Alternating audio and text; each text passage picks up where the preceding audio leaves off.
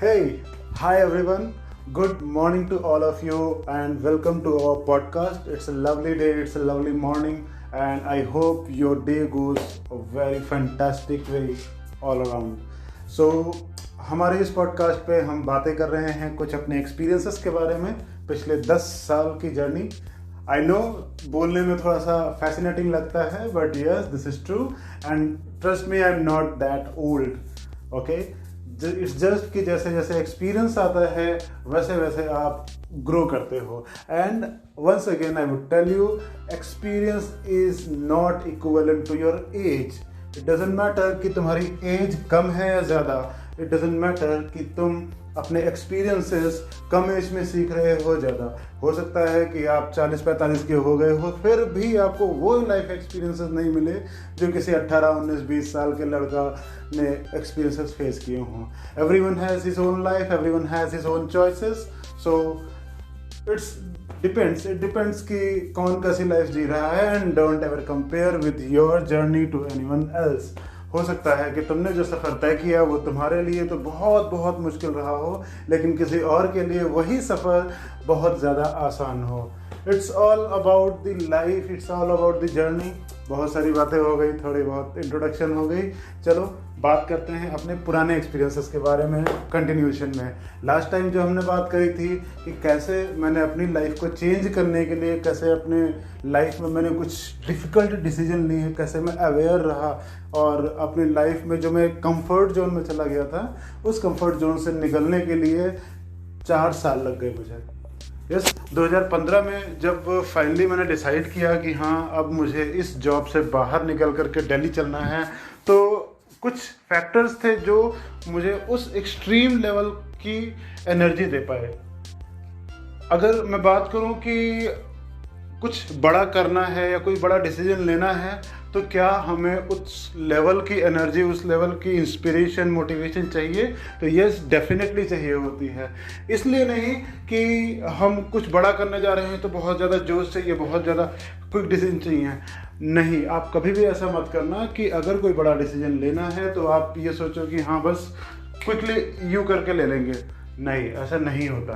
जो भी डिसीजन लेना लाइफ में, अगर आपको लगता है वो आपकी लाइफ में एक बड़ा हिस्सा कवर करेंगे, तो सोच समझ के कैलकुलेटिवली लेना।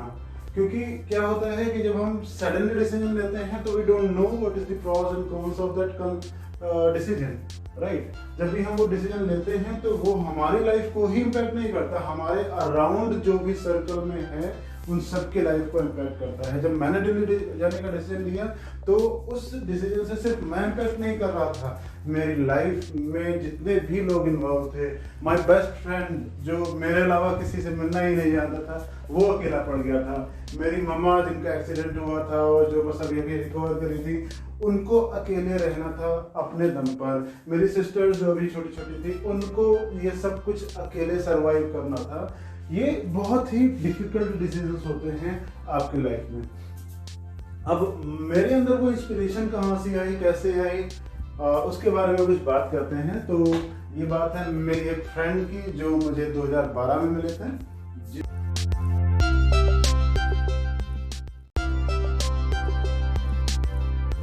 जॉब कर रहा था, तो एक चीज़ मुझे बहुत पहले से क्लियर हो गई थी कि when you are at a leadership role, whether it is a personal life, it is in your professional life, तो आपको बहुत ज़्यादा जिम्मेदारियाँ निभानी पड़ती हैं। Not in terms of the working, but in terms of your character also. क्योंकि अगर आप लीडरशिप रोल में हो तो भले ही आपको ये लगता है कि आपको कोई नहीं देख रहा है या आपको कोई अकाउंटेबिलिटी नहीं है, बट यू नेवर नो कि कौन कब आपसे इंस्पायर हो जाए या कौन कब आपकी बातों से हर्ट हो जाए और ज़िंदगी में कुछ ना करने का डिसीजन ले ले, या फिर कौन इतना इंस्पायर हो जाए कि अपनी ज़िंदगी ही बदल के रख ले। मेरी लाइफ में भी मेरे बॉस थे, मैं बहुत रिस्पेक्ट से उनका नाम लेता हूँ आज भी। और ये बात है 2012 की, जब मैंने वो चॉकलेट कंपनी ज्वाइन की थी, she was in regional office, और उनकी वर्किंग स्टाइल और उनके काम करने के तरीके से मैं इतना ज़्यादा इम्प्रेस हुआ था कि मुझे लगता था कि यार this is the person whom I would like to become. आप सबके साथ जल करके भी रखते हो, आप अपनी टीम को बॉन्ड करके भी रखते हो, और आप सारा प्रेशर हैंडल भी करते हो, and you never let other know कि you are in pressure. So as a leadership role जो हमारी रिस्पॉन्सिबिलिटी है, जो मुझे समझ में आया उनको ऑब्जर्व करते हुए, वो ये था कि आप कभी भी अपने अंदर के प्रेशर को सामने नहीं दिखा सकते। अगर आप लीडरशिप रोल पे हो और आप ये प्रैक्टिस करते हो कि आपके बॉस ने आपको झाड़ा और आप लग गए अपने जूनियर्स को झाड़ने, that is completely wrong, that is completely unethical. हो सकता है आपका जूनियर आज आपसे जूनियर है और वो आपको कुछ ना कह पा रहा हो, बट यू नेवर नो कि वो कहाँ पे ग्रो कर जाए, और या फिर यू नेवर नो कि आपकी बातों की वजह से वो कितना हर्ट हो जाए। Try to always inspire someone, try to always make someone believe in his dreams। अगर कोई चाहता है कि वो ग्रो करे तो आप उसको सपोर्ट करो।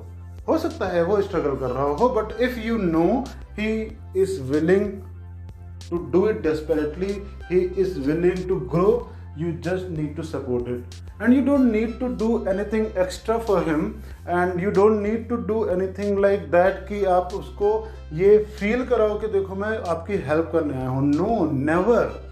आपको सिर्फ इतना करना है कि आपको उसको ऑब्जर्व करते रहना है, और जहाँ भी आपको लगे कि उसे सपोर्ट की ज़रूरत है, हल्का सा उसको धक्का दे देना है। धक्का कैसा? आगे की ओर बढ़ने का, है ना? क्योंकि लोग पीछे खींचने के लिए बहुत मिल जाते हैं। किसी भी इंसान को ग्रो करते हुए देखोगे अगर, तो उसके चाहने वालों से ज़्यादा उससे चिढ़ने वालों की लाइन लगी पड़ी है। स्पेशली हम जब प्रोफेशनल लाइफ में अपने करियर में ग्रो कर रहे हैं, तो हर टाइम किसी ना किसी ऐसे सिचुएशन में होते हैं जब एक साथ कई लोगों की नज़रें हम पे होती हैं, और वो ये चाहते हैं कि ये ग्रो करने के बजाय ये फेल हो जाए। Like there is a situation कि लोग बस वेट कर रहे हैं कि बेटा तुम फेल हो और हम खड़े होंगे सबसे पहले ताली बजाने के लिए। This is the life, and you don't need to complain about it, you can't do anything about it, you just need to ignore that, and you just need to put complete focus on your future, on your career, और हमेशा आपके पास कोई ना कोई support के लिए होता है।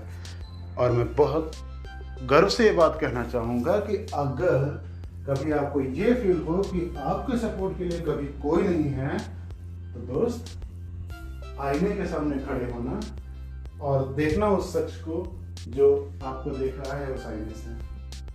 उससे बड़ा सपोर्टर दुनिया में कोई नहीं मिलेगा।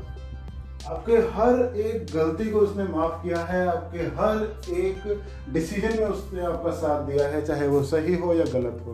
पूरी दुनिया छोड़ के जा सकती है, हर कोई आपको धोखा दे सकता है, कुछ भी हो सकता है। आपके पास आपके माँ बाप हैं, आपके दोस्त हैं, आपके कलीग्स हैं, सब सपोर्ट कर रहे हैं, बहुत अच्छी बात है। But your biggest supporter and your biggest fan is the person standing in front of you in mirror। कभी इस तरह से अपने आप को देखने की कोशिश करना कि जब कोई भी नहीं था ना आपके डार्केस्ट आवर्स में, वो इंसान था आपके साथ जिसने आपका साथ नहीं छोड़ा।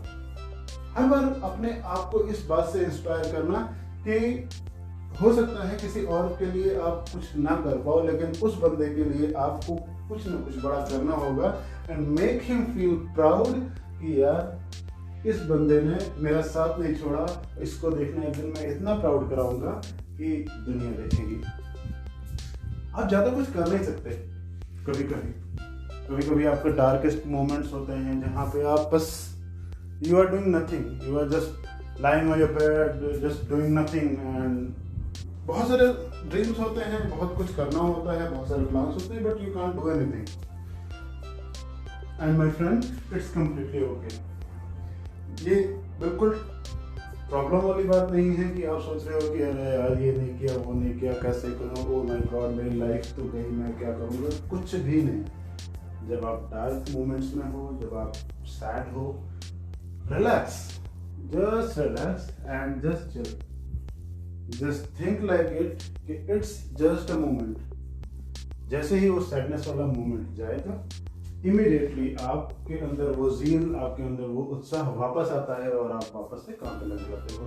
Just try to limit that time period, that's it. आप उस सैडनेस को, आप उस अकेलेपन को भगा नहीं सकते, खत्म नहीं कर सकते।